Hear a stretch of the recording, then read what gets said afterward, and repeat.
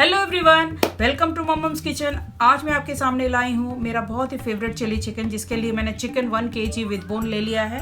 यहाँ पे इंग्रेडिएंट्स हैं 1 teaspoon black pepper, 1 teaspoon salt, 2 tablespoon cornflour, 2 tablespoon dark soya sauce, 1 tablespoon vinegar. यहाँ पे मैंने 7 ऑनियन ले लिया है जिसको मैंने चॉप कर लिया है। यहाँ पे मैंने 7-8 चिली ले लिया जिसको फाइनली चॉप कर लिया है। गार्लिक को भी फाइनली चॉप्ड कर लिया है और यहाँ पे 1 पेपर को मैंने चॉप्ड कर लिया है। तो इसी तरह मैं पहले चलते हैं, हम अपने चिकन को मैरिनेट करते हैं।